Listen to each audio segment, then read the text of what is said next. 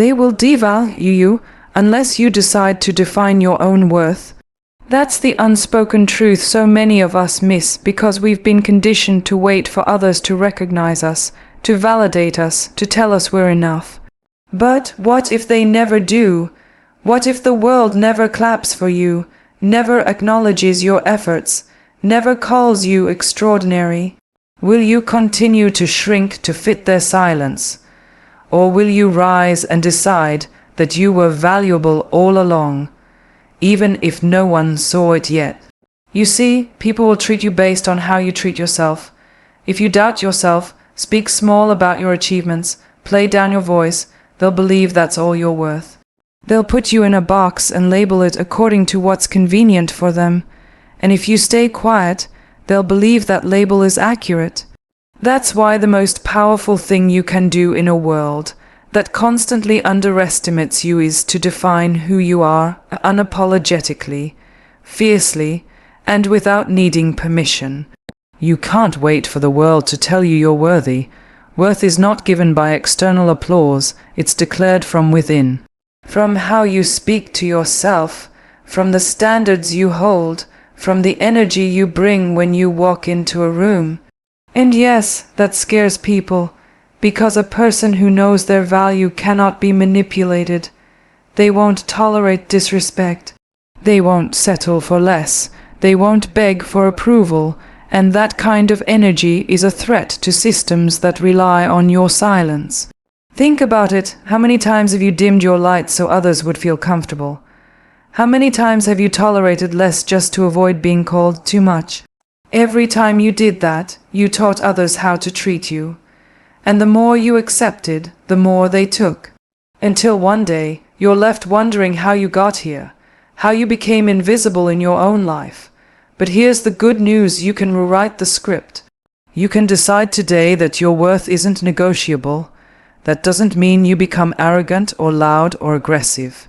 It means you become anchored, grounded in who you are, in what you stand for, in what you will and won't allow.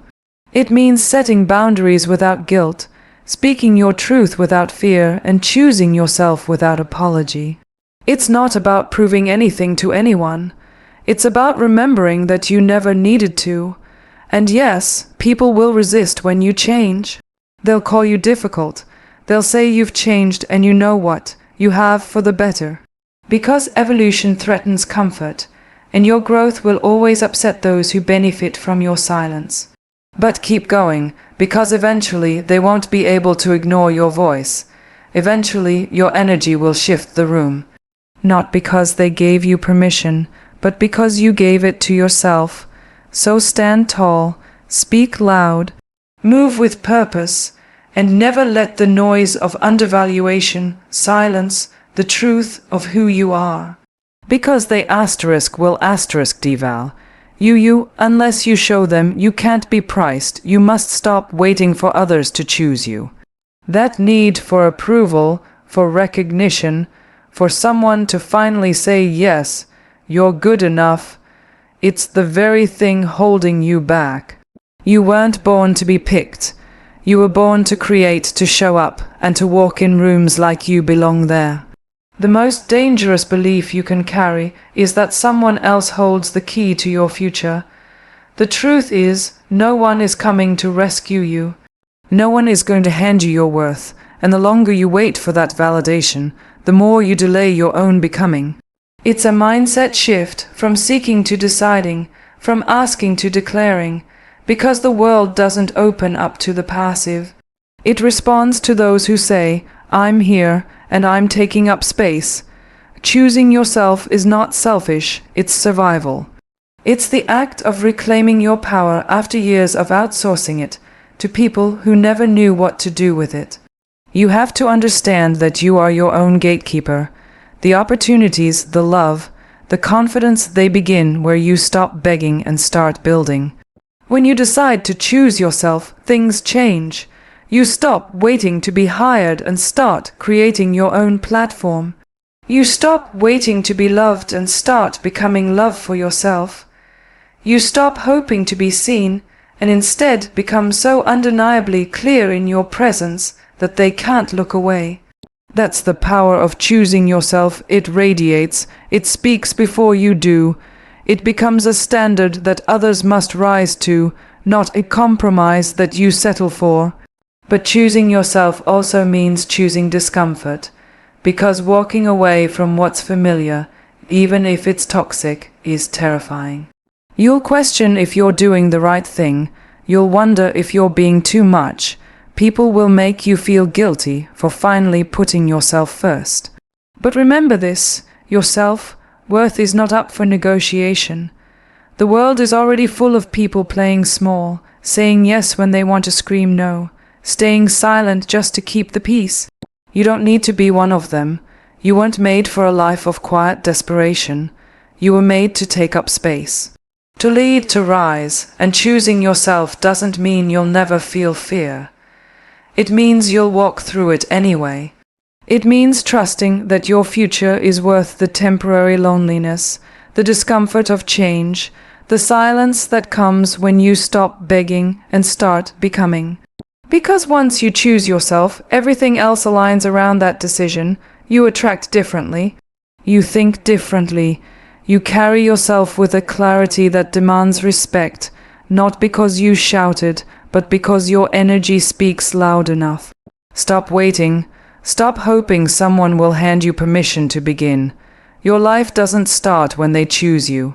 It starts when you do, and the moment you decide that you are enough, with or without their applause, that's when your power begins to surface. That's when everything changes, because you've finally chosen the one person who matters most, you. You have to understand that no one will hand you your voice. No one is going to look you in the eyes and say, "Now is your time to speak." The world doesn't work like that. If anything, it will try to silence you, box you in, reduce you to roles and expectations that make others comfortable.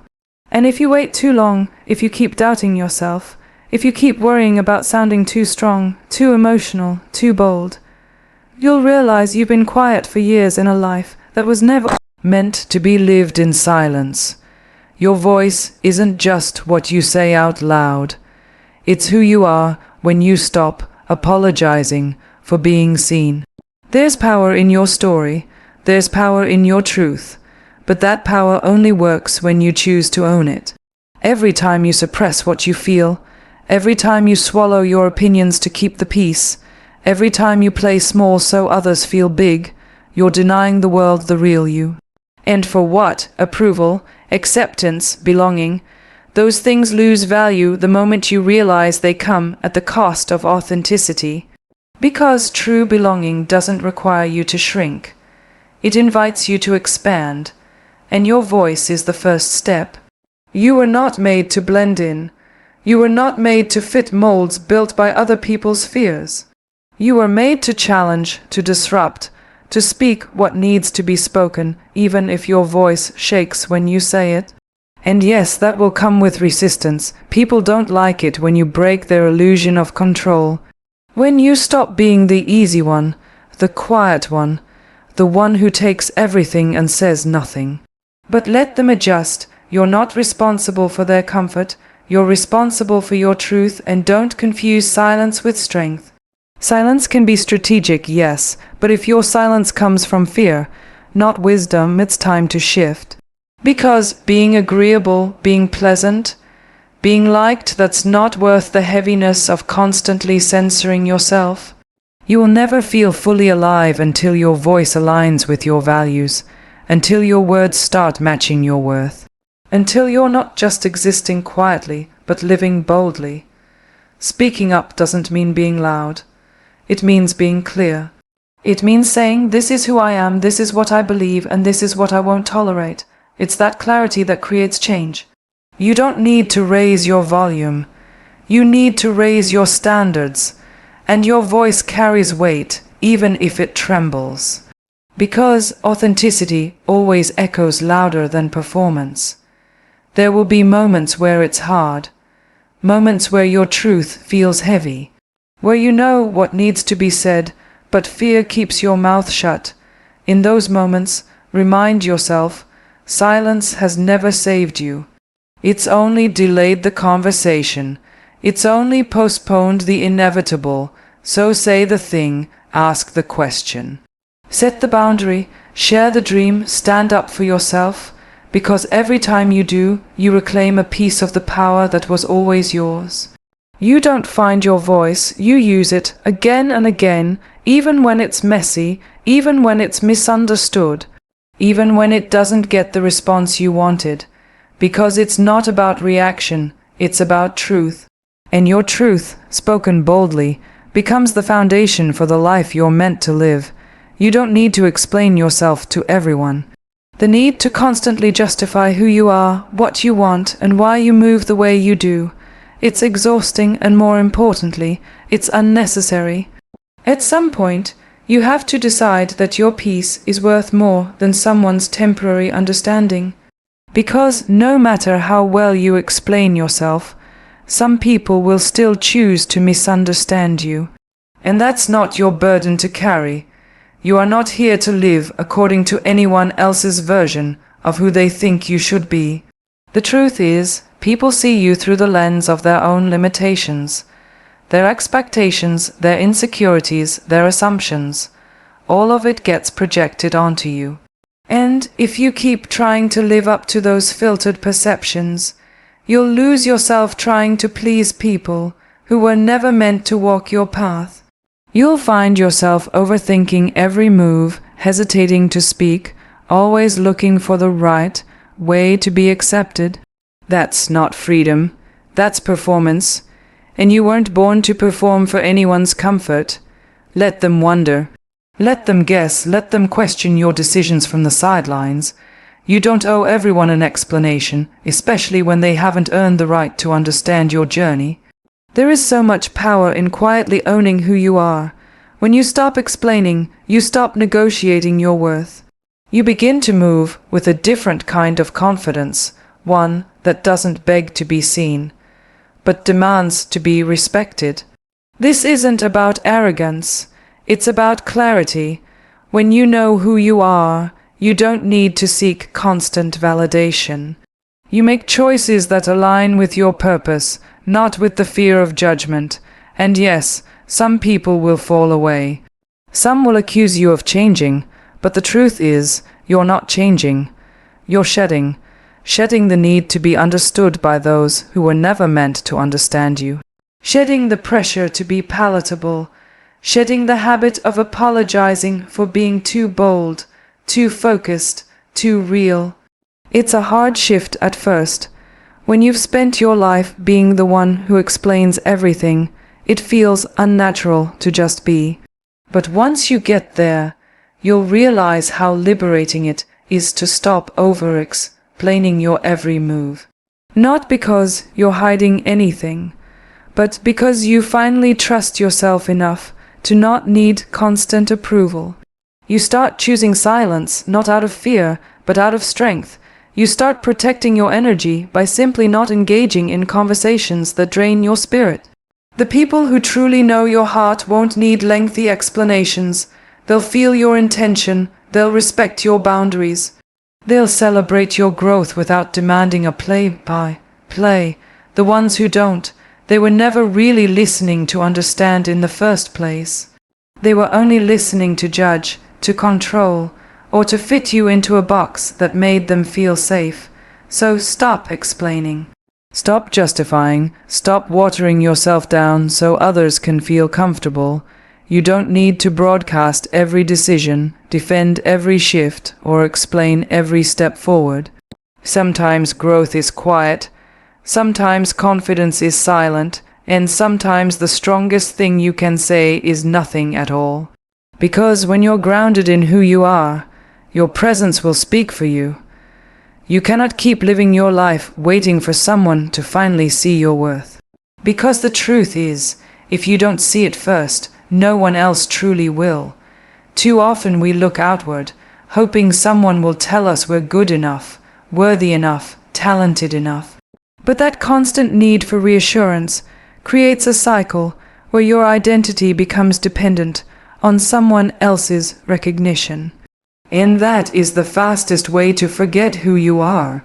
You must learn to see yourself clearly, to validate yourself first without applause, without permission, without needing anyone to confirm what you already know inside. There's something unshakable about a person who has learned to approve of themselves. It's not arrogance, it's peace. The kind of peace that says, I know who I am and I don't need to convince anyone else.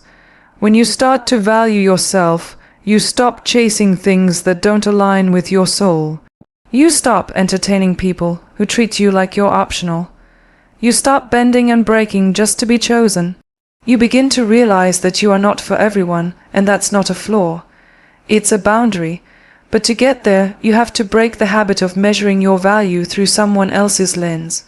You have to stop needing them to like you before you like yourself, because the danger in seeking approval is that it puts your power in someone else's hands. And the moment they withdraw that approval, your self-worth crumbles. That's not confidence, that's dependency. And it will drain you emotionally, mentally, and spiritually. Start by paying attention to how you talk to yourself. What do you say when no one's listening? Are you cheering yourself on or tearing yourself down? Are you showing yourself grace or repeating old criticisms that were never yours to begin with? That inner voice sets the tone for everything else. You can't demand respect from others if you don't first give it to yourself. Loving yourself is not a cliché. It's the foundation. It's what anchors you when life gets loud. Because when you truly value yourself, you won't settle. You won't chase love that confuses you. You won't fight for spaces that make you feel small. You'll stop begging and start building. And when you stop waiting for others to pick you, you'll finally realize that you were always capable of picking yourself, of choosing your own path, of defining your own identity. Yes, it takes courage. Yes, it feels uncomfortable, especially if you've spent most of your life seeking external validation. But once you begin the process of self-approval, everything changes. You start to glow differently. You walk differently. You speak from a place of knowing, not hoping. And that energy is magnetic, not because you're trying to be liked, but because you've become aligned. The right people, the right opportunities, the right energy, they all begin to flow when you stop trying to prove yourself and start living from your truth. Because you are not here to be accepted by everyone. You are here to be real with yourself. You are here to live boldly, not perfectly. And the more you practice showing up for yourself first, the less you'll need anyone else to validate the beauty of who you are. So start where you are, validate yourself today, approve of yourself in this moment, because the life you're waiting for begins the moment you realize you were already enough. When you finally stop settling, you start rising. That shift, subtle but powerful, changes the entire trajectory of your life. Because settling isn't just about staying in the wrong job, the wrong relationship, or the wrong circle. It's about accepting less than what you know you were created for. It's about silencing your dreams in exchange for comfort. It's about telling yourself, this is enough, even when your soul whispers, there's more. And the more you tell yourself that lie, the more disconnected you become from the person you're meant to be. Settling often disguises itself as practicality, as maturity, as being realistic. But let's be honest, how often is that just fear talking? Fear of starting over, fear of failing, fear of being alone. So we convince ourselves that what we have is okay, that it's safer not to want too much. But growth doesn't happen in safety. Expansion doesn't happen in comfort, the life you're craving. It lives on the other side of discomfort, of risk, of choosing what's right for you over what's easy for others. You have to get to a point where peace matters more than attachment, where alignment matters more than appearances. You stop settling the moment you realize that your time is valuable, that your energy is sacred, that your future deserves your full presence. And yes, walking away from almost is painful, but staying in almost forever will cost you everything. It will drain your spirit, dull your fire, and keep you locked in a life that doesn't reflect your potential. You're not asking for too much when you want more. You're not being unreasonable when you refuse to accept the bare minimum. You're simply acknowledging your worth. And when you recognize that, you begin to make different choices. You stop negotiating with people who can't see your value. You stop explaining yourself to those committed to misunderstanding you. You stop giving discounts on your time, your love, your standards. This isn't about being ungrateful, it's about being honest. Honest about the fact that staying somewhere just because it's familiar is the same as abandoning yourself. You cannot build a fulfilling life if you're always settling for what's tolerable instead of what's aligned. It doesn't matter if the world claps for what you have if your heart knows it's not enough. You have to listen to that internal tug, that voice that says, "This isn't it," and trust it enough to act, even when it's hard, because once you stop settling, your life begins to transform. You begin to attract what matches your new standards. You begin to walk with intention, not desperation. And you begin to experience the kind of freedom that only comes when you choose yourself fully. No half versions, no watered-down dreams, no temporary fixes, just you standing in your truth, refusing to compromise your future for the comfort of now. You owe it to yourself to demand more, not from a place of entitlement, but from a place of alignment. Because you weren't born to survive a life that doesn't excite you. You were born to create, to thrive, to rise. And that begins the moment you decide you're done settling. For people, for places, for patterns, and most of all, for a version of yourself that no longer fits who you're becoming. Respect is not something you ask for. It's something you command through the way you carry yourself. And that starts with boundaries. Without boundaries, people will treat you however they like. They'll take your time, your energy, your kindness, and your silence, and turn it into a pattern of disrespect. Not because they're always malicious, but because you've unknowingly trained them that you'll tolerate it. People don't always do what's right. They do what you allow. And if you're constantly available, overly accommodating, or afraid to say no, you become easy to overlook, easy to use, easy to disrespect. That's why setting boundaries is not about being rude. It's about being rooted. There comes a point in your life where you realize that peace is more important than pleasing. You're not here to make everyone comfortable at the cost of your own sanity. You're not here to keep shrinking so others can shine. And the moment you stop over-explaining, stop justifying your needs, and stop feeling guilty for putting yourself first, that's the moment people start treating you differently. Not because they suddenly changed, but because you did. You don't need to raise your voice to draw a line. Boundaries are quiet, but their presence is loud. It's in the way you no longer respond to energy that drains you. It's in the way you protect your time like it's sacred. It's in the way you walk away from things that no longer align with who you're becoming. And yes, it's in the strength to say no without a paragraph. That one simple word, no, is one of the most powerful things you can learn to say without guilt. But don't expect everyone to like it when you begin to enforce boundaries. The people who benefited from your lack of them will be the first to complain. They'll call you difficult, selfish, or cold. That's okay. Let them be uncomfortable. You are not responsible for how others react to your growth. You're responsible for protecting your energy, your peace, your purpose. And not everyone deserves access to that.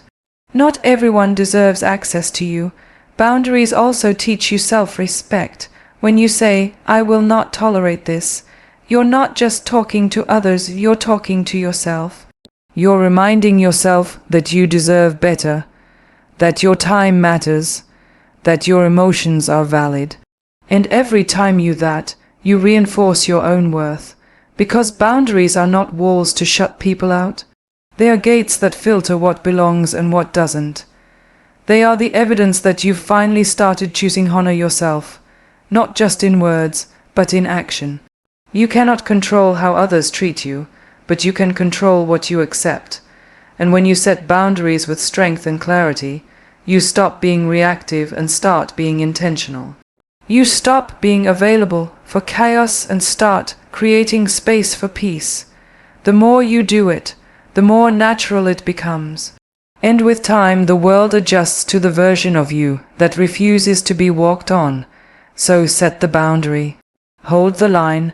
Walk away if you need to.